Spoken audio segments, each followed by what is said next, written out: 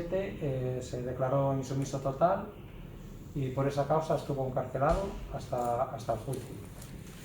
Y estuvo siempre militando en el antimilitarismo y también en el anarquismo hasta el fin de la insumisión, que fue en el 2001 cuando se hizo el ejército profesional.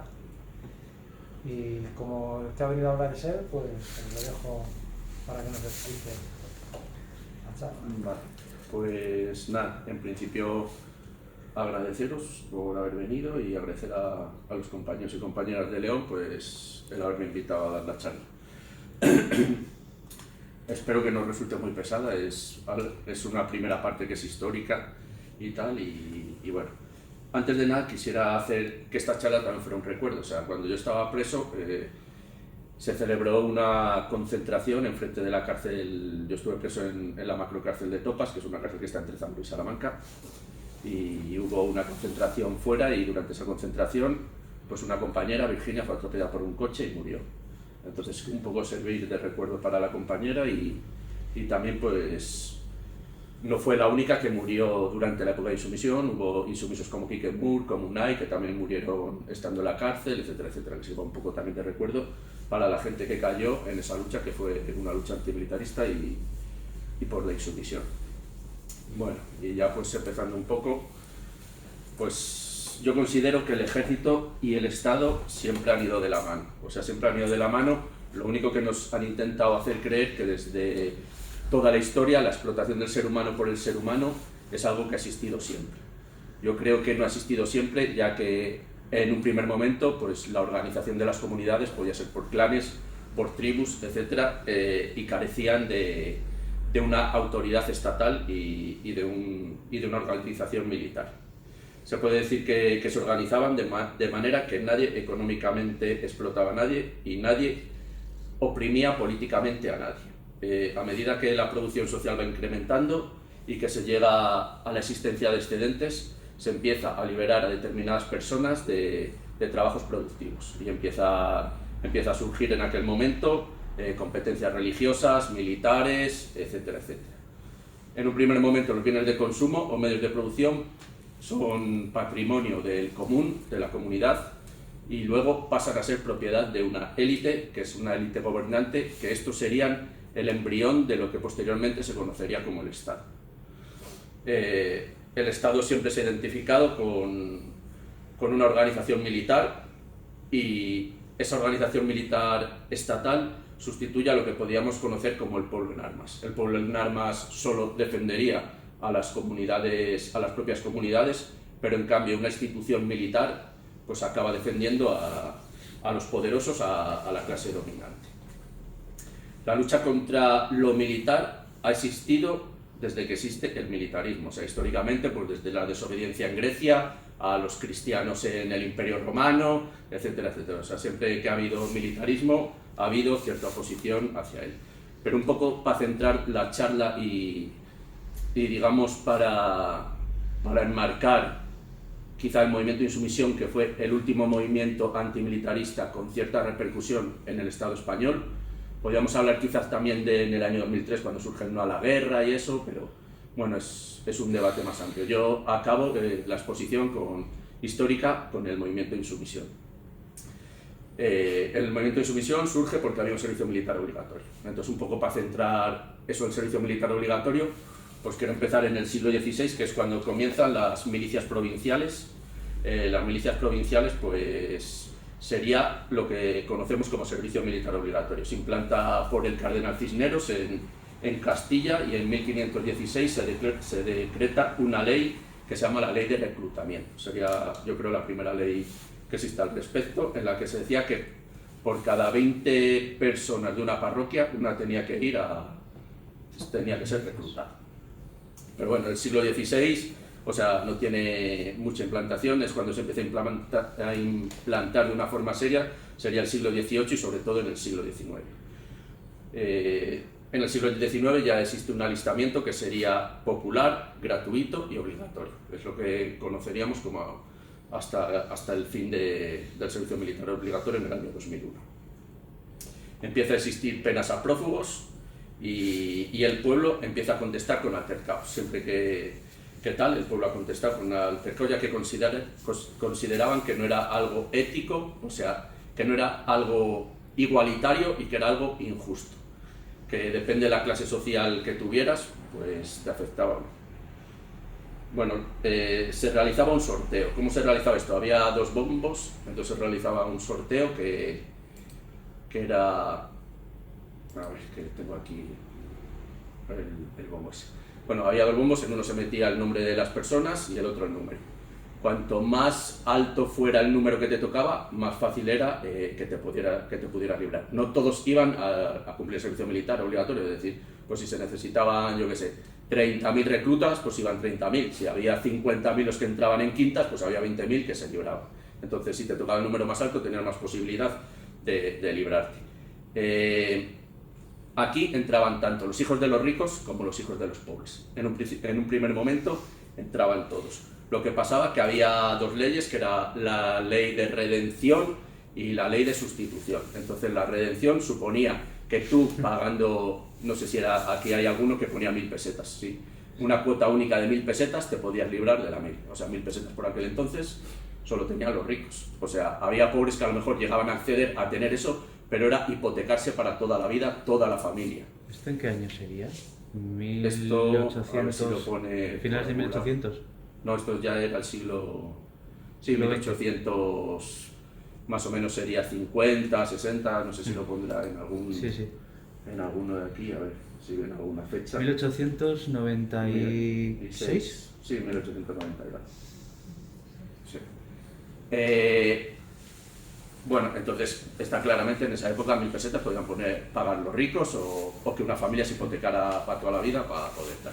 Y luego lo que era lo otro, que era la sustitución, es que podías comprar a otra persona que hiciera servicio militar obligatorio por sí.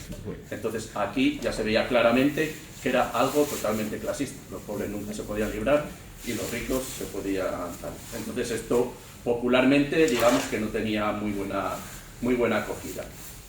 Pero bueno, es sobre todo en el año 1869-1870 cuando se pasa en un primer momento hasta esos años, pues todos los altercados, todas las movilizaciones que había, todas las propuestas eran más que nada por temas individuales, pues era denunciar la peligrosidad, los malos tratos que había en los cuarteles, la injusticia de clase, etcétera, etcétera. A partir de este año, digamos que las protestas ya empiezan a ser algo más colectivo, o sea que ya se va dando un paso más y ya se salta de lo individual a llevar a lo colectivo. Curiosamente es en el año 69 cuando en España llega la Internacional. Desde un primer momento la sección española de la IT, de la Internacional, es claramente anarquista, se posiciona, había 2 posturas, digamos la marxista y la anarquista, la marxista bakuninista lo llamaban, entonces claramente la sección española se posiciona a favor de la postura bakuninista desde un principio. Bueno, pues gradualmente las acciones se empiezan a ser más violentas, se empieza a ver más motines, se empieza a ver más revueltas, se empieza a ver más insurrecciones con el tema de quintas, etcétera, etcétera. Cuando digo que las movilizaciones empieza a ser algo colectivo es que ya, por ejemplo, se pedía la abolición de la ley y la abolición del ejército. O sea, ya era algo más, no era malos tratos tal, sino que se daba un paso más. En esos momentos la tasa de prófugos era un 20%, es decir, a la gente pobre que no pagaba las 1.000 pesetas, pues le quedaba marcharse. Había pues muchos que se iban del país, otros que entraban, pues iban al monte y era lo que dio en esos años el tema de los bandidos y tal, mucha gente acababan como bandidos, etcétera, etcétera. Y luego había mucha gente que se amputaba un dedo a lo mejor para no ir o inhalaban sustancias tóxicas para enfermar, etcétera, etcétera. En el año 1896 hay una ley, o sea, porque el tema de prófugos y tal ya era, o sea, estaba creciendo y ya se iba de las manos. Entonces, en 1896 hay una ley que se llama la ley de los prófugos y que premiaba a los delatores. Es decir, si tú delatabas donde estaba escondido un prófugo o lo que sea, pues o te daban económicamente algo o alguien, o tú o tu familia se podía librar de cumplir el servicio militar obligatorio porque iba a ser prófugo. En esos años, pues en las 3 décadas últimas del siglo XIX, pues los motines antiquintas están totalmente generalizados. Por ejemplo, desde el año 69 hasta el 72 se recogen más de 90 rebeliones en España contra el tema de quintas. Por ejemplo, en el año 69 pues era el motín, a ver, el motín de Jerez, entre otros. El motín de Jerez es el más relevante. En los sucesos de Jerez pues resultan 30 obreros muertos, hay 600 presos, tiene que intervenir el ejército, etcétera, etcétera. Ese mismo año varias mujeres logran entrar en el Congreso y consiguen interrumpir la sección, es decir, que hay una conflictividad permanente. En 1870 pues también hay una serie de motines, antiquintas, insurrecciones, en muchos pueblos se boicotean los sorteos, se queman las urnas, se queman las listas, una vez que se hacía el sorteo se colgaban públicamente en la plaza o en donde sea, pues se quemaban las listas, en varias ciudades se proclamó la huelga general contra quintas, y bueno, destacar la insurrección que se produce en Barcelona y Sants. En ese momento eran 2 pueblos de Barcelona, hoy son 2 barrios, y bueno, durante varios días se toma el pueblo y se asalta el ayuntamiento.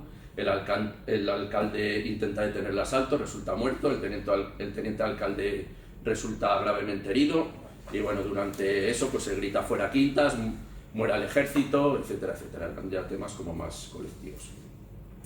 En 1872 pues también hay muchos motines, destaca el motín de Alcoy, pero bueno, hay insurrecciones en Alcoy, en Arcos de la Frontera, en Cartagena, en Madrid, en localidades que al ejército le cuesta varios días poder entrar en ellos. Luego llegamos, por ejemplo, en 1873 llega la Primera República. La Primera República hace una ofensiva sobre todo contra el anarquismo, porque se negaban, pues eso, serían propugnando los prófugos, etcétera, etcétera, y dicen que son unos reaccionarios porque está con las guerras que hay, la guerra carlista, tal. Entonces saca un texto, la Internacional, en la que, bueno, yo lo pongo aquí porque es el primer texto que conozco que habla de lo que posteriormente se conocería como el pueblo en armas, como la alternativa al militarismo desde el pueblo, que sería el pueblo en armas. Y bueno, ellos dicen que no somos carlistas, ni alfonsinos, ni vendidos al oro de la reacción. Somos obreros revolucionarios que no solo odiamos las tiranías políticas, sino también las económicas. Para combatir a carlistas y alfonsinos y todos los reaccionarios juntos, basta y sobra con el pueblo armado. Todos juntos podemos más que todas las organizaciones en las que los hombres van a combatir como manso rebaño de corderos. Y bueno, pues ahí avanzando un poco ya el siglo XX, yo destacaría en el 1901, se publica un alegato antimilitarista que se llama La Contribución de la Sangre y cuyo autor es hay aquí, que es Fermín Salvochea. No sé si lo conocéis. Sí. Es una biografía muy interesante, la biografía. Bueno, Fermín Salvochea, si queréis os cuento un poco de sus andanzas, así brevemente. Fermín Salvochea preside el cantón de Cádiz. Cuando él está en el cantón de Cádiz, pues entre otras cosas, se echa a las monjas del convento de las Candelarias, suprime en las escuelas la enseñanza religiosa por la moral universal, las escuelas con nombres de santos las cambia por la razón, la igualdad, la armonía, etcétera, etcétera, quita todos los nombres de las calles de santos, y bueno, pues al final del cantón pues es apresado y condenado a cadena perpetua. Sale un indulto por el ayuntamiento de Cádiz y él se niega a coger el indulto, logra escapar de la cárcel, se va para Marruecos, bueno, fue una vida de amnistía, cárcel, tal. Pues él rechazó la herencia, vivió en la indigencia, vamos, que era una persona totalmente íntegra. Y en los motines que se daban en la provincia antiquintas, en la provincia de Cádiz anteriormente, pues siempre había estado él presente, era un personaje destacable. Bueno. En 1907, en Ámsterdam, se celebra el Congreso Internacional Anarquista. Este congreso es muy importante porque es el congreso donde se trató más en profundidad los debates en torno a la organización del anarquismo. Había diferentes posturas y bueno, pues fue sobre todo muy conocido este congreso porque se trató el tema de la organización anarquista.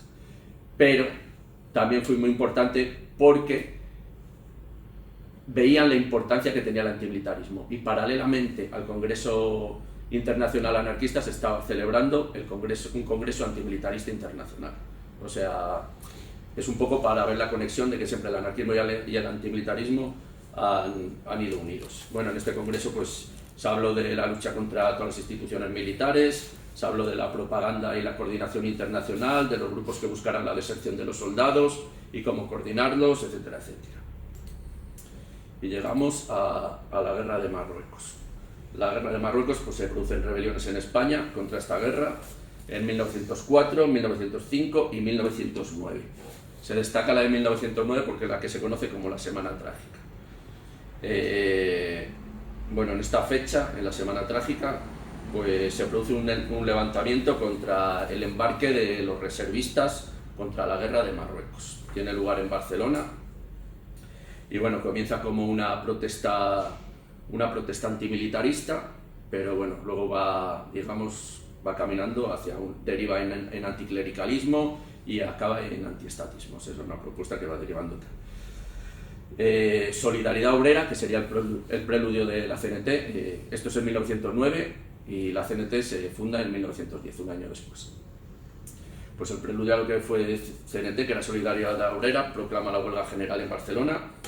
Y bueno, Barcelona está repleta de barricadas. Mira, esto es una foto vista desde Montjuïc, cómo estaba la ciudad. O sea, está repleta de barricadas. Bueno, la represión es muy fuerte. Hay 106 muertos, 1.725 procesados militarmente y hay 17 condenas a penas de muerte.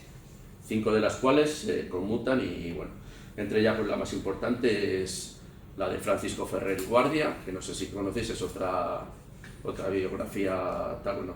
Francisco Ferrer y Guardia en 1901 crea la Escuela Moderna, estamos hablando de 1901. Es una escuela laica, es una escuela en la que están ambos sexos, en la que es una enseñanza científica y humanista frente a la religión, en la que se basa en la no competitividad, en el pensamiento libre no condicionado, en el desarrollo integral del niño, en la cercanía con la naturaleza, etcétera, etcétera. Esto lo está diciendo en 1901 y creando escuelas en torno a eso. Bueno, aquí hay una foto de Ferrer y Guardia. Y bueno, llegamos a la Primera Guerra Mundial. De la Primera Guerra Mundial solo destacar una cosa. Ante la Primera Guerra Mundial el anarquismo sufre, digamos, un conflicto interno. Hay dos posturas dentro del anarquismo. Una, que sería la tesis antimilitarista de toda la vida, pues que digamos que en España fue la tesis que se abrazó. Yo creo y considero que es porque en España nunca se abandonó que el anarquismo estuviera dentro de las organizaciones obreras. En muchos sitios a lo mejor se había abandonado o no. Y bueno, pues personajes que estaban defendiendo esta tesis, pues Emma Goldman o Malatesta, personajes ilustres. Y bueno, pues defendían el estar claramente en contra de la guerra. Y luego estaba la otra tesis, la tesis aliancista, que bueno, pues que el personaje más conocido que apoyó esta tesis fue Kropotkin, y ellos pues estaban por apoyar a los aliados, ya que pensaban que luchaban contra la reacción autoritaria. Simplemente esto era para ver que bueno, dentro del movimiento también ha habido discrepancias en épocas concretas sobre diferentes estrategias. En 1919 destacaría una conferencia que pronuncia Rudolf Rocker, es un anarcosindicalista alemán, y esta conferencia la lleva a cabo en el Congreso de Obreros de la Industria Armamentística en Alemania. Hace hincapié en el sentido de la acción directa de la producción. Pone de ejemplos dos huelgas que se habían celebrado en España, una que era la huelga de los albañiles de Barcelona en 1871. En esta huelga los albañiles se niegan a construir con material viejo que se les estaba dando, entonces era claramente una huelga solidaria con los consumidores. Y en Alcoy se celebra o se declara otra huelga, que era la huelga de los molineros, que se negaron a moler espeto, que daba una harina de peor calidad que si se quedaba con otros cereales. Entonces pues lo pone como ejemplos de huelgas solidarias y diciendo que los obreros de la industria del armamento también tenían que llevar a cabo estas huelgas y parar en la producción de armas. Él dice pues las frases célebres de no podemos hablar sobre nuestra explotación mientras forjamos nuestras cadenas, y hay que negarse a la producción de armas, y luego la de ni un hombre ni un arma para el Estado. Bueno, el Congreso acaba pronunciándose por el rechazo total de la producción de material de guerra, y también existe un fuerte debate donde a Rudolf Rocker se le acusa de reaccionario por decir, porque bueno, decían que Rudolf Rocker defendía abajo las armas. Entonces él dice que él no defendía abajo las armas, sino abajo los martillos que forjaban las armas, que era la acción del proletariado directamente contra el militarismo y la guerra y tal. Sobre esta cuestión ya había hablado anteriormente otro anarquista francés que se llama Albert Libertad, y bueno, este es importante en el antimilitarismo porque en 1902 ya era bastante viejo, él murió en 1908. En 1902 fue uno de los creadores de la Liga Antimilitarista.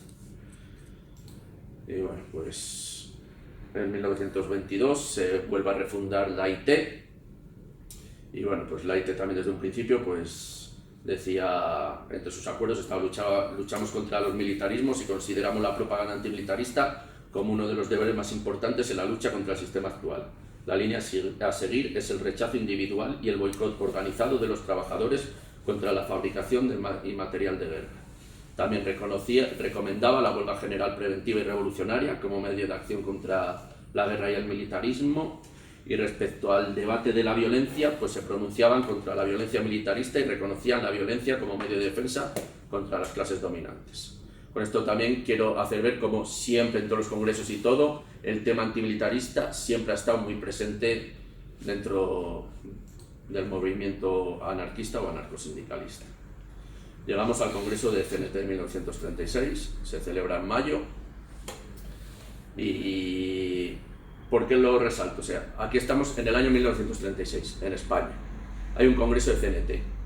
La CNT tenía claro que estaba ante un momento prerevolucionario, es decir, se era consciente que podía haber una revolución, que lo que habían defendido toda la vida lo tenían al alcance de la mano, y por lo tanto lo que tenían que dedicarse era un poco a prefigurar la sociedad en la que querían. En este congreso se prefigura lo que se conocería como el comunismo libertario y la propuesta de CNT para una nueva sociedad. Es decir, eran momentos que estaban las cosas muy calientes, y también eran conscientes de que iba a haber o que podía haber una reacción contra esto, que luego se vio pues que hubo una reacción ante todo esto. Pero ante esta situación, pues la CNT tampoco olvida el tema del antimilitarismo, y pues, entre otros acuerdos pues está el tema de pedir la amnistía a los prófugos del servicio militar obligatorio, que cada vez eran más, fomentar entre los jóvenes la aversión a la guerra, la creación de comités antimilitaristas coordinados con la IT, y bueno, ante la guerra, pues la huelga general. Y llegamos al levantamiento de julio de 1936. Bueno, esto lo pongo porque un poco lo que había hablado antes del pueblo en armas, aquí es cuando se demuestra que contra el militarismo la propuesta es el pueblo en armas. Entonces aquí surge un modelo de enfrentarse al fascismo, que sería lo que se conocerían como milicias, que era algo que era totalmente contrario a la idea del militarismo, es decir, la jerarquización, los jefes, tal, no sé qué. Entonces el pueblo se levanta y empieza a luchar contra el fascismo. Y aparte está realizando otra labor, que es la revolución social, a la vez que está luchando. Bueno, esto llega un momento que se dice que hay que empezar a militarizar las milicias, y esto hay un debate muy fuerte dentro de la organización, y pues había gente que estaba, por ejemplo, en los prófugos, muchos estaban en Francia y vinieron aquí a coger las armas para luchar tal, entonces volvieron a encontrar la situación del militarismo y tal, y muchos de los que vinieron aquí a coger las armas las tuvieron que dejar cuando se militarizaron las milicias, y bueno, esto hay un testimonio que es un folleto que se llama Un incontrolado de la columna de hierro, que explica un poco muy bien el proceso de la militarización y la gente que se oponía y las movidas que hubo, etcétera, etcétera. Y hasta aquí pues sería una primera parte. A mí me gusta decir como que hay dos partes, que una es hasta la Segunda Guerra Mundial hay una primera parte. O sea, por lo que he ido contando a nivel histórico, yo lo que quería demostrar un poco de que antimilitarismo siempre ha estado muy conectado a movimiento obrero y anarquismo. Pero bueno, siempre ha estado el movimiento obrero, todas las insurrecciones, todos los motines, todo venía, o sea, había como una conexión entre ambos. Yo creo que a partir de la Segunda Guerra Mundial pasa de ser el antimilitarismo a ser algo más, podríamos decir, interclasista o ciudadanista, es decir, pasa como un poco a alejarse de las organizaciones obreras, aunque esté presente, pero digamos que todas las movilizaciones y todo que había habido hasta entonces, pues deja de ser muy partícipe el movimiento obrero. Aquí voy a intentar ser rápido, solo voy a poner 2 ejemplos hasta que llegue al movimiento de insumisión. Una es la guerra de Argelia, y esto es importante porque es cuando empezamos ya a hablar de objetores de conciencia. Ante la guerra de Argelia, pues hay objetores de conciencia en Francia, y bueno, pues estos objetores son condenados, están en cárceles, etcétera, etcétera. Por ejemplo, este compañero pues era un anarquista francés que se declara en huelga de hambre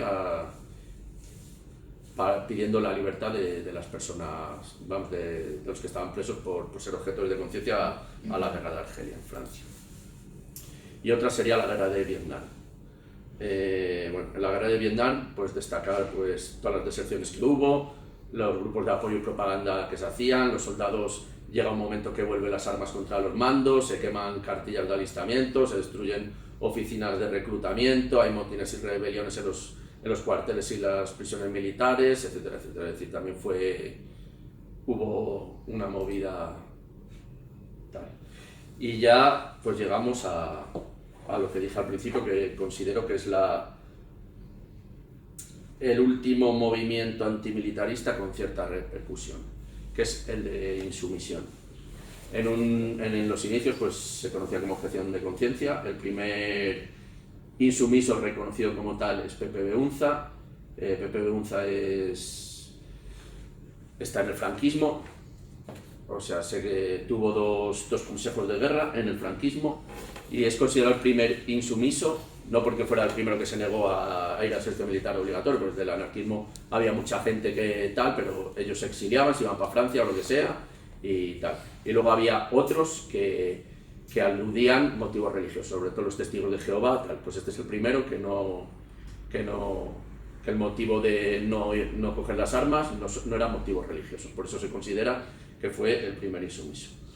Pero bueno, la insumisión comienza como tal en el año 1989.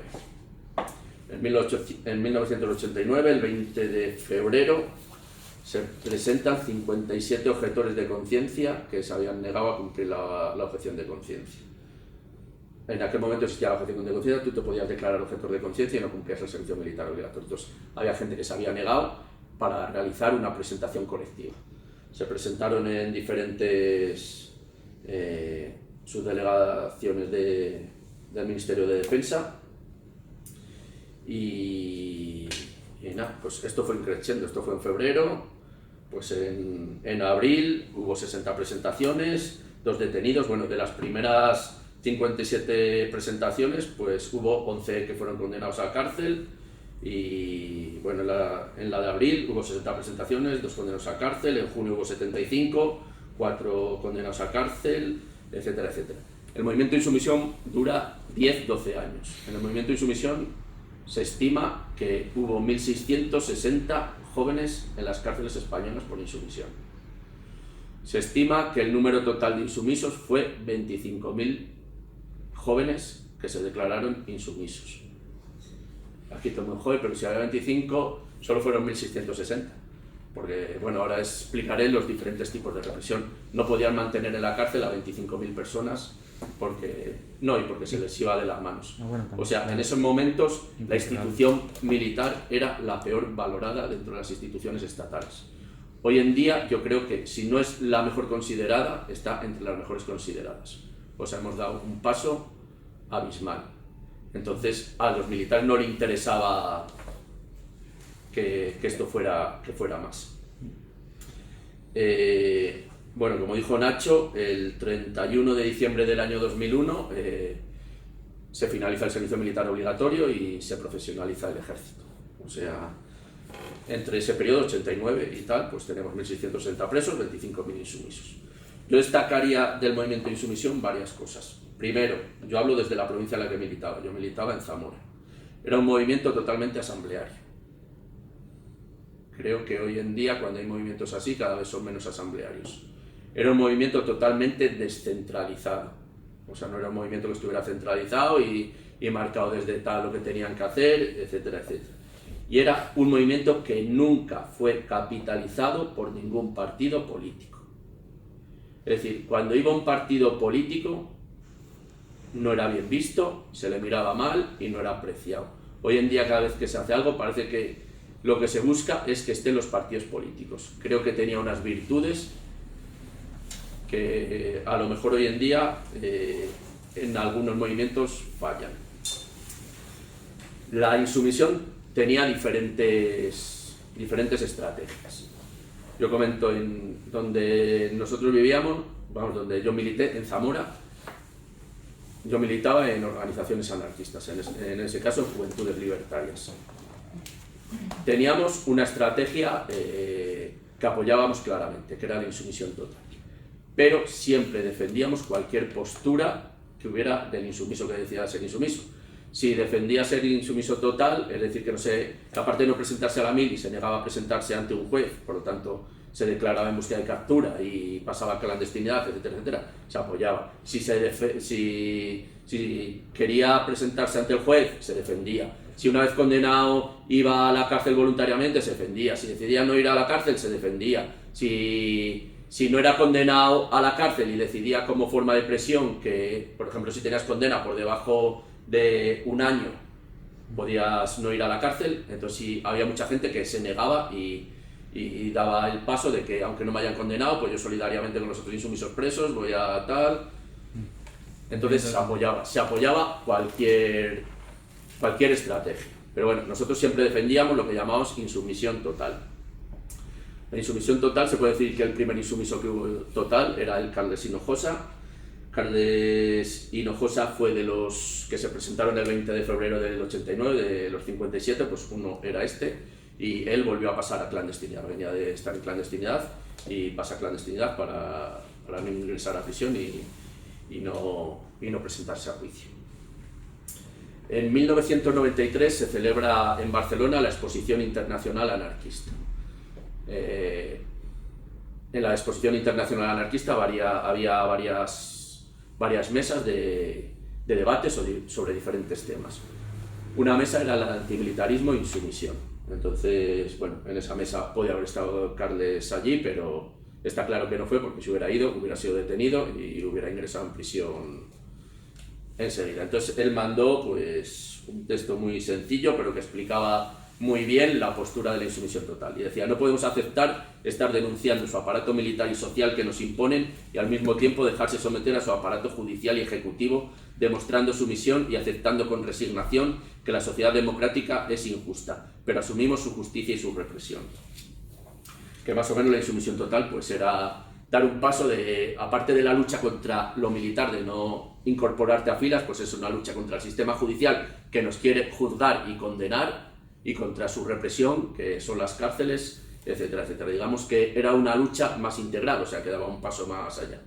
Como digo, había diferentes estrategias. Luego estaban los que decidían presentarse, que lo hacían como un mero hecho propagandístico, es decir, pues a más represión, pues hay más movimiento, por lo tanto tal, o sea, que cada uno tenía una estrategia diferente.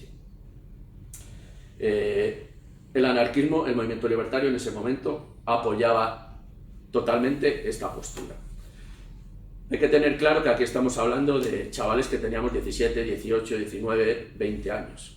Yo, como dije, yo militaba en una organización que se llamaba Juventudes Libertarias, y en Juventudes Libertarias, teniendo 17, 18, 19, 20 años, pues nos enfrentábamos a nuestros compañeros que pasaban a clandestinidad, a nuestros compañeros que estaban presos, a que teníamos, cuando lo metían presos o a clandestinidad, que teníamos que ir a hablar con sus familias para explicar tal, o sea, son situaciones que se vivían, que eran situaciones muy duras.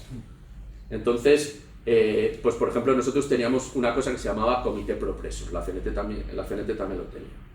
Pues una de las funciones en ese momento, éramos chavales, pues poníamos 500 pesetas todos los meses. Y de esas 500 pesetas, 250 pesetas iba para el Comité Pro Presos. Y luego teníamos 2 o 3 compañeros que eran los encargados del Comité Pro Presos a nivel de la península ibérica, y se encargaban de tener un mapa de recursos que solo conocían ellos, y que era pues sitios donde poder tener escondidos a compañeros en clandestinidad, donde poder dar alojamiento, cómo darle manutención, etcétera, etcétera, etcétera. Esto era importante porque esto lo estaban haciendo chavales de 17, 18, 19, 20 años. O sea, toda esta movida, y esto pasó en los años 90, que parece que es de cuando los motines estos que hablaba yo de 1870, pues fue hace poquito. Bueno, ¿qué más? La insumisión tiene diferentes tipos de represión durante sus 12 años. En un primer momento, hasta el año 92, los juicios son juicios militares. Es decir, a ti cogían, te juzgaban los militares y ibas a una cárcel militar. Los militares no querían para nada esto, o sea, ellos querían que se pasara al tema civil, porque no le interesaba por varios motivos. Un motivo era que era desprestigiarlos todavía más del desprestigio que tenían, y otra, que tampoco le interesaba en las prisiones militares con otros reclutas tener a insumisos allí que podían revolver el gallinero o tal. O sea, no tenían ningún interés en juzgar a los insumisos y en condenarlos en sus cárceles. Pues pasa al tema, a los juzgados civiles, y tenemos diferentes penas. Hay penas a los insumisos a la PSS, la prestación social sustitutoria. Supongo que hay gente que a lo mejor no lo conoce, ¿no? Que no sabe lo que era la prestación social sustitutoria. Llega un momento que hay una prestación social sustitutoria ante la negativa de mucha gente a cumplir el servicio militar obligatorio, pues el Estado dice, pues ahora vamos a poner una prestación social sustitutoria. La prestación social sustitutoria suponía que tú ibas durante 18 meses a realizar un trabajo sin cobrar un duro. Normalmente era pues para Cruz Roja, para colegios, para ayuntamientos, para trabajos sociales. Sí. Pero sin cobrar un duro. En los años 90 había un paro de la hostia. Y por lo tanto suponía quitar muchísimos puestos de trabajo y era un acto totalmente insolidario. Aparte de ser esclavo y aparte de ser como un castigo. Es decir, si no quieres esto, pues te castigo hasta 18 meses haciendo otra cosa. Entonces la insumisión, desde un primer momento, desechó el tema de la prestación social sustitutoria. Pues si tú, cuando te llamaban a fila, decías, yo voy a ser objetor, me presento, hago la PSS, pues luego estabas un tiempo hasta que te daban un destino, pues te toca ir a la Cruz Roja, a tal sitio, a no sé qué, pues te daban el destino y decían, ahora me declaro insumiso. Pues si tú llevas ese proceso, las condenas estaban a partir de 2 años, 4 meses y 1 día de prisión. Si tú directamente eras insumiso a la mili, es decir, te llamaban y te negabas a ir al ejército, las condenas eran a partir de 13 meses y 1 día. Por lo tanto, aquí ya empezaban un poco a dividir al movimiento. Luego, pues como se ve antes, si hubo 25.000 insumisos y solo entraron en 660, está claro que no todos los condenaban a penas de cárcel. En el caso de Zamora, pues si hubo en torno a 20 insumisos, pues pudieron a lo mejor 4 o 5 entrar, vamos, 4 o 5 estuvimos en la cárcel, a ver, 1, 2, sí, 6 estuvimos en la cárcel, y normalmente intentaban que no coincidieran los insumisos en la cárcel. Hubo una vez que se solaparon unos meses, 2 compañeros, pero nosotros lo que pensamos era que intentaba, porque cuando estaba uno dentro, normalmente el que tal, pues eran condenas de no ingreso en prisión. Pero como digo, o sea, era algo totalmente que no sabías lo que te iba a pasar. Hubo compañeros que entraban, otros que no. Incluso se dio un caso de un compañero que tuvo una condena que no tenía que entrar por debajo del año y decretó el juez el ingreso en prisión. Entonces era algo, no sé, era como un sorteo, como los sorteos que hacían antes, pero que los hacía el juez.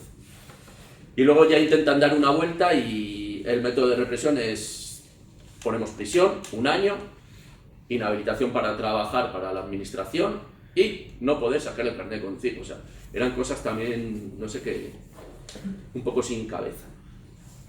Yo destacaría también del movimiento de insumisión una cuestión. O sea, el movimiento de insumisión es un movimiento que está siempre totalmente vivo. Y es un movimiento que dura 12 años.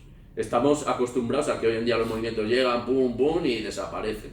Estamos hablando de un movimiento que dura 12 años y que durante esos 12 años el Estado intenta, pues eso, buscar fórmulas para a ver si por aquí, a ver si por allá, y siempre el movimiento de insumisión tenía otra fórmula para dar respuesta. O sea, siempre se tenía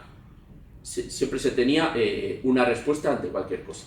Por ejemplo, cuando se cambia el Código Penal, había abogados que decían, los insumisos tienen más estudiado el Código Penal que nosotros. O sea, o por ejemplo, cuando llega un momento también que la represión es, los que están cumpliendo condena pasan a cumplirla en 3er grado. 3er grado supone que solo ibas a dormir a la cárcel. Entonces, hubo muchos compañeros que decidieron plantarse ante el 3er grado.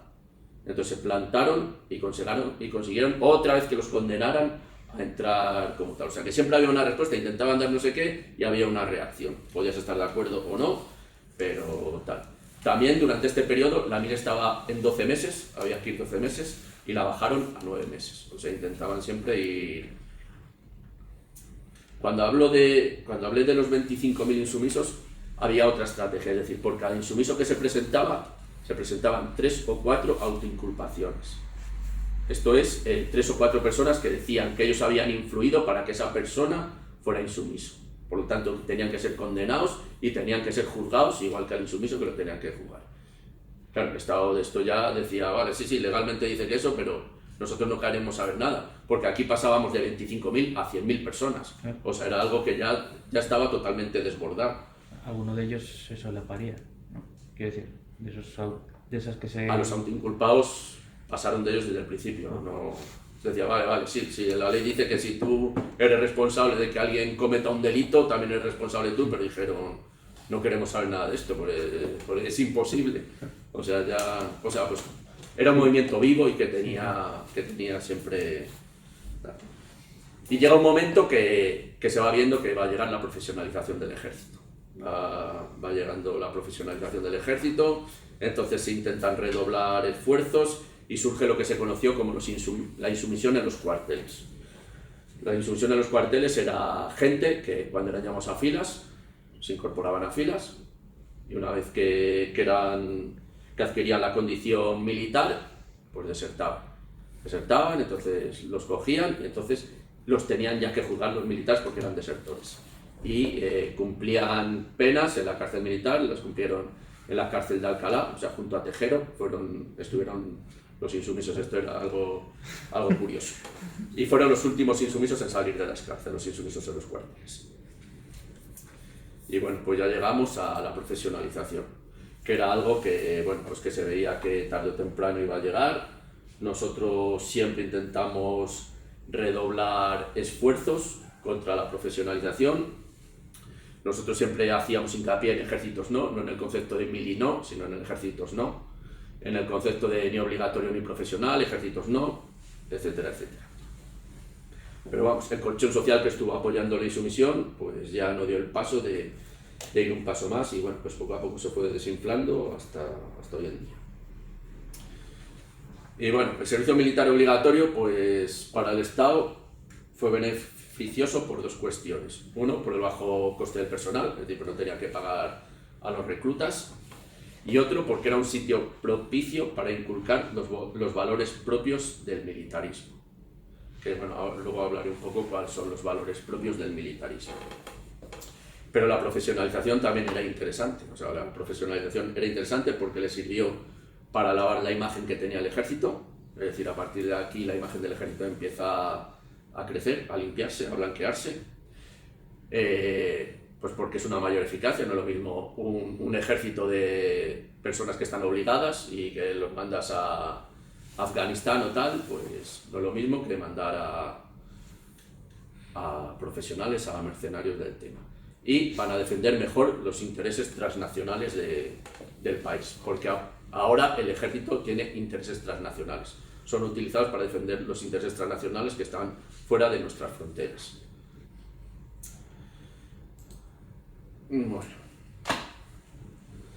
Dentro del antimilitarismo también había diferentes posturas, pues había posturas pacifistas y tal. El anarquismo, pues dentro del anarquismo había gente pacifista, etcétera, pero bueno, siempre se entendió que el antimilitarismo no era un ismo más, o sea, era algo que había que considerar con mucha importancia. Era importante porque el militarismo supone que en manos de un ejército es en las manos en las que está el monopolio de la violencia. El monopolio de la violencia la tiene el Estado y la tiene la policía en una medida más a nivel de calle. Entonces, intentar acabar con el monopolio de la violencia es algo que era totalmente importante, porque la violencia es lo que se va a utilizar siempre, con lo que nos van a matar vivos en caso de que haya estallidos revolucionarios o procesos de transformación.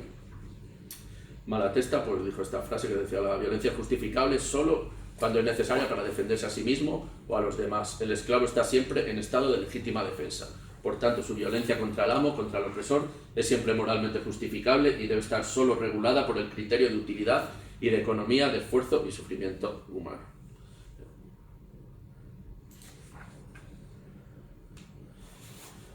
Los valores del militarismo. Los valores del militarismo pues era la obediencia y la sumisión, era la jerarquía, era el machismo y el patriarcado, era el patriotismo, el fascismo, el racismo, la xenofobia, el control social, etcétera, etcétera. Nosotros, ante estos valores, siempre hemos propuesto otro tipo de valores, como la solidaridad y el apoyo mutuo, la autogestión, el federalismo, el internacionalismo, la igualdad, la libertad, la justicia social, la vida en armonía con el entorno, etcétera, etcétera. Ahora os voy a poner un vídeo que seguro que es de un militar estadounidense que estuvo en Irak, yo creo, y un poco explica todo el tema de los valores. Decís a ver si se lee bien, porque como es en inglés y hay una traducción, pues no sé si se ve bien. A ver. And I tried hard to be proud of my service, but all I could feel was shame.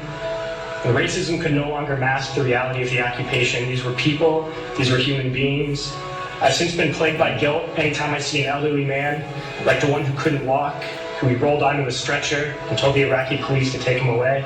I feel guilt anytime I see a mother with her children, like the one who cried hysterically and screamed that we were worse than Saddam as we forced her from her home. I feel guilt anytime I see a young girl, like the one I grabbed by the arm and dragged into the street. We were told we were fighting terrorists. The real terrorist was me, and the real terrorism is this occupation. Racism within the military has long been an important tool to justify the destruction and occupation of another country. It has long been used to justify the killing, subjugation, and torture of another people. Racism is a vital weapon employed by this government. It is a more important weapon than a rifle, a tank, a bomber, or a battleship. It is more destructive than an artillery shell, or a bunker buster, or a Tomahawk missile. While all those weapons are created and owned by this government, they are harmless without people willing to use them. Those who send us to war do not have to pull a trigger or lob a mortar round. They do not have to fight the war, they merely have to sell the war. They need a public who is willing to send their soldiers into harm's way. They need soldiers who are willing to kill and be killed without question. They can spend millions on a single bomb, but that bomb only becomes a weapon when the ranks of the military are willing to follow orders to use it. They can send every last soldier anywhere on Earth, but there will only be a war if soldiers are willing to fight. And the ruling class, the billionaires who profit from human suffering, care only about expanding their wealth, controlling the world economy. Understand that their power lies only in their ability to convince us that war, oppression, and exploitation is in our interest. They understand that their wealth is dependent on their ability to convince the working class to die to control the market of another country. And convincing us to kill and die is based on their ability to make us think that we are somehow superior. Soldiers, sailors, Marines, airmen have nothing to gain from this occupation. The vast majority of people living in the US have nothing to gain from this occupation. In fact, not only do we have nothing to gain, but we suffer more because of it. We lose limbs, endure trauma, and give our lives. Our families have to watch flag-draped coffins lowered into the earth. Millions in this country without health care, jobs, or access to education must watch this government squander over $450 million a day on this occupation.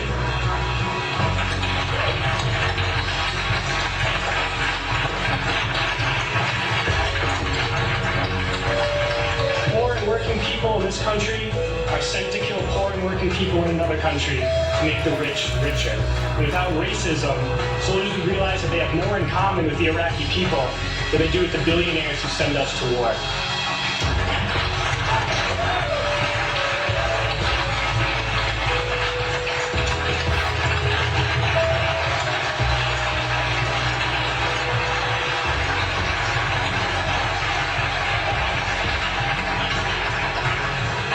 I threw families onto the street in Iraq, only to come home and find families thrown onto the street in this country, in this tragic and unnecessary foreclosure crisis.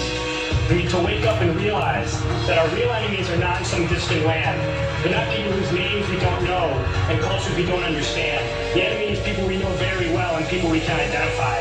The enemy is a system that wages war when it's profitable. The enemy is the CEOs who lay us off from our jobs when it's profitable. It's the insurance companies who deny us health care when it's profitable. It's the banks who take away our homes when it's profitable.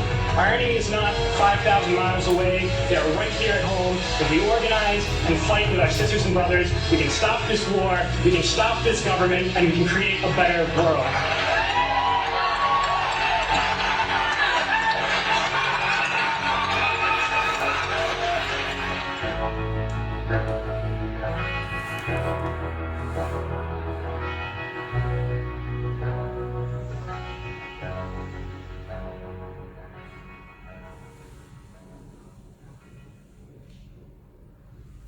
Bueno, pues ese es el discurso de un militar pues, que estuvo en Irak, que yo creo que explica bastante bien el concepto. Y bueno, ahora pasaré un poco a explicar lo que considero las funciones del ejército. Las he separado en tres funciones. Una que sería la económica, otra la ideológica y la otra la política. Bueno, cuando oímos hablar de la función económica, pues claramente se nos viene a la cabeza el tema de los gastos militares. Bueno, si la económica es gastos militares, comercio de armas y la tecnología militar. El estudio de cuál es el gasto militar no es nada fácil. O sea, el gasto militar a muchos se puede decir, sí, pues es tan fácil como mirar lo que viene del Ministerio de Defensa. Eso es el gasto del Ministerio de Defensa. El real, pues hay organizaciones y personas que cogen los presupuestos generales del Estado y empiezan a descifrar y hacen el gasto real militar. Este año, en el año 2022, el gasto militar, el Ministerio de Defensa estaba casi en 10.000 euros. El gasto real, estamos hablando de que son 22.796.000 euros. Por lo tanto, hay un 129% de ocultación del gasto militar real. Esto estamos hablando que supone en torno al 20% de los presupuestos totales del Estado. Más las partidas que son secretas. Aquí se intenta sacar todas las partidas. O sea, aquí hay un informe hecho por la gente del Centre d'Elas, si eso luego os enseño cómo lo hace. O sea, ellos van cogiendo ministerio a ministerio y viendo todas las partidas y todo lo que tiene que ver con algo militar lo van sacando. Luego hay como otras partidas que no están dentro de los presupuestos y que se dan posteriormente. Sí, o sea, pero eso sería incluirlo al presupuesto, o sea, que sería todavía más, pero bueno, en teoría estamos hablando de 22.796 millones de euros de gasto militar.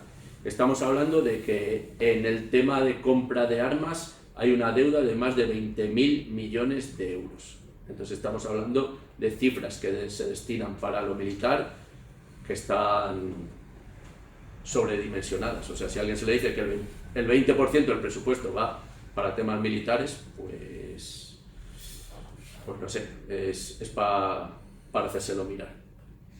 Da igual el gobierno que esté, o sea, esto da igual, o sea, siempre, todos los años, hay incremento de gasto militar. Luego a lo mejor sale el tema de Rusia, o sea, creo que con el tema de Rusia y Ucrania, lo que se está persiguiendo también es el aumento del gasto militar en todos los países. Sí. O sea, yo estoy oyendo, el otro día estaba oyendo a Yolanda Díaz, la del gobierno más progresista de la historia, y estaba diciendo cosas, o sea, como diciendo que hay que empezar a subir el gasto militar, que el tema de las armas, que está muy bien, que crea puestos de trabajo, que se ayuda a países que lo necesitan, etcétera, etcétera, que hay que empezar a ir mirando en un ejército europeo. Es decir, que si los que se llaman el ejército más progresista del mundo están diciendo esto, pues digamos que vamos por muy mal camino.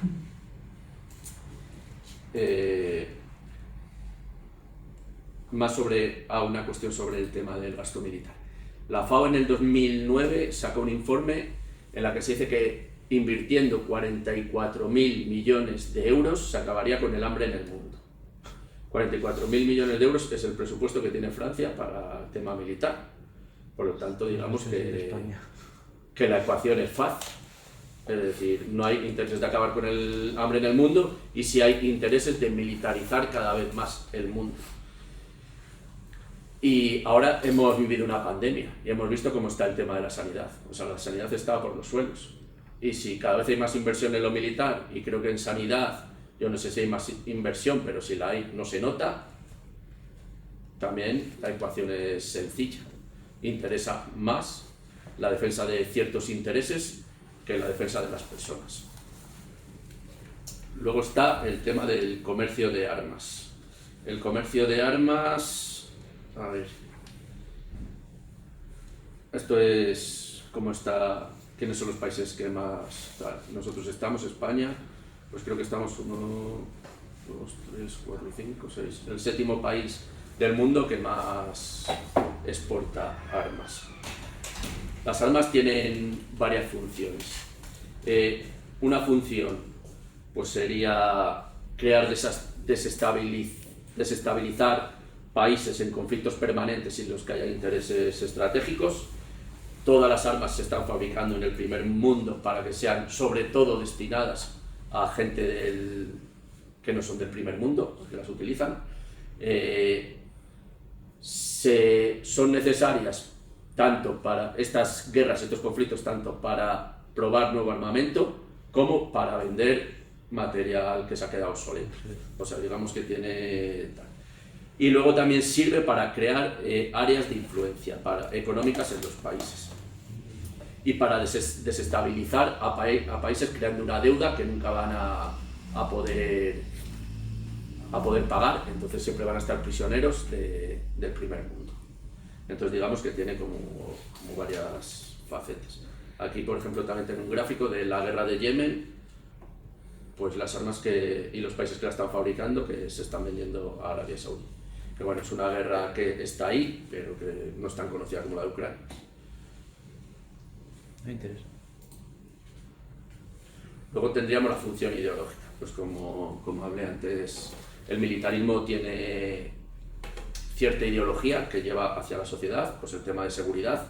O sea, ellos siempre intentan vender que ellos son los que hacen que estemos seguros, que hay gente muy mala afuera que va a venir y nos va a invadir y nos va a comer y nos va a no sé qué, que sin ellos estamos totalmente perdidos. Entonces con esto consiguen que son ellos los que nos garantizan la seguridad y meternos a la vez el concepto este de miedo y tener un miedo a lo extraño, a lo que puede venir, tal. Es un sitio pues, de crear fascismo, es decir, yo estoy seguro que dentro de los militares y dentro de la policía es los sitios donde más gente es partidaria de posturas fascistas, nazis, etcétera, etcétera. Es un sitio propicio para, o sea, crean racismo y xenofobia con el tema de separar países, separar personas por razas, tal. Es machista, xenófobo, homófobo, intentan el tema de símbolos de conducta militar, o sea, el tema de la bandera, tal, el tema de jerarquización, el patriotismo, la disciplina, etcétera, etcétera. Hay valores que son propios del militarismo, como el concepto de divide y vencerás, o sea, lo militar, o sea, que está dentro de los centros de trabajo ya, y pues hay muchos que están dentro del centro de trabajo, otros en las escuelas, etcétera, etcétera, que vienen del militarismo. Por ejemplo, el tema de divide y vencerás, el ejército siempre ha habido oficial de primera, de segunda, tal, no sé qué, o sea, siempre ha estado muy dividido en diferentes rangos para que, digamos, que los conflictos fueran entre unos con otros en vez de considerarse todos como iguales. Entonces, pues, bueno, eso en los centros de trabajo lo podemos ver también, el tema del chivateo, el enchufismo, de si no sale el culpable, pues son todos culpables, también eso lo vemos también en los centros de enseñanza, pues qué más, el tema de la rutina es también algo propio del militarismo, o sea, el tema de te levantas a las 8 y cuarto tienes que estar formado, a las 8 y media tienes que estar desayunando, a las 9 menos cuarto otra vez formado en el patio, a las 10 no sé qué, o sea, es crear una rutina que no te deja avanzar, sino que está siempre en la rutina. El concepto de Estado-Nación también es muy propio del militarismo, que bueno, estos son conceptos que también provienen de la burguesía, que en el fondo nos une algo identitario y no nos une la clase, o sea, está por encima lo identitario que la clase social. Entonces la clase social, digamos que lo que puede ser considerado como lucha de clases pasa a ser secundario y lo prioritario es la lucha identitaria por una nación, por un Estado, etcétera, etcétera. Y bueno, pues ya para ir acabando está la función política del militarismo. La función política del militarismo hay dos, una que sería interior, que es la que bueno, pues sostiene mediante la disuasión, el control de la disidencia y la represión. Y por lo que dije antes, que ostentan el monopolio de la violencia. Y luego exterior, pues que hoy en día cada vez hay una defensa mayor de los intereses empresariales y geoestratégicos fuera de nuestras fronteras. Y de esto también tengo un vídeo y no sé qué, tenía que comentar algo más de esto. Os pongo el vídeo este que es, no sé si os acordáis había unos vídeos que hizo el Ministerio de Defensa para que la gente se alistara, tal, pues hubo una gente que hizo unos un poco parodiando a estos y un poco que también habla de Francisco. Vicente. Samuel. Está destinado en Afganistán, en la base española de Irak. En la unidad militar de emergencia de Bosnia. Está dando la unidad militar de la ONU en el Congo. Del ejército de tierra, en Melilla. Paco es mi marido. Es nuestro hijo. Es mi padre. Es mi mejor amigo. Es mi hijo. Me gustaría ser como él.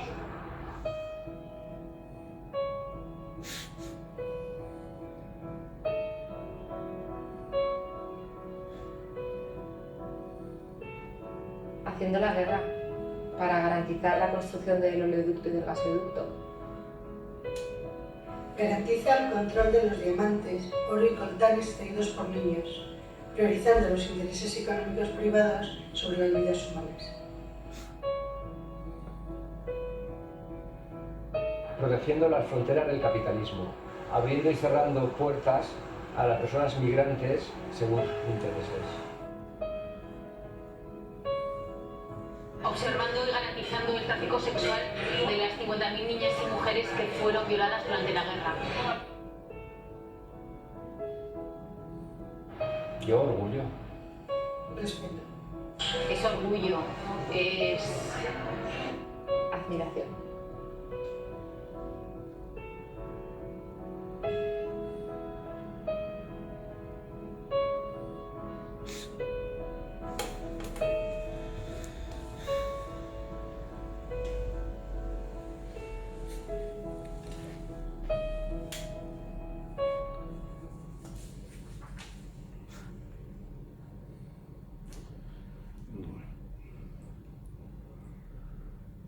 Pues no sé si os sonaba en los vídeos que sacó el Ministerio de Defensa, que era estos son unas parodias que Sí, sacan. sí. Y bueno, ya para finalizar un poco, ¿qué podemos hacer? Bueno, pues no sé, aquí apunto ciertas cosas, hay miles más que por hacer. El tema de desmilitarizar la enseñanza, que cada vez pues van más de visita a los militares a los centros de enseñanza.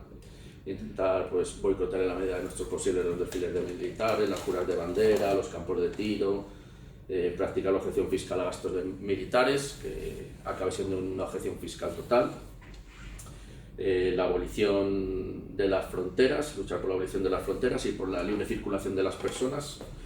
Y bueno, creo que todo esto no valdría la pena porque se han dado casos, bueno, se dan casos de que hay estados que no tienen ejército, pero las desigualdades y la opresión siguen. Por ejemplo, el caso de Costa Rica no tiene ejército, pero bueno, entonces si no construimos una sociedad basada en la libertad y sin valores militaristas, pues poco habremos hecho.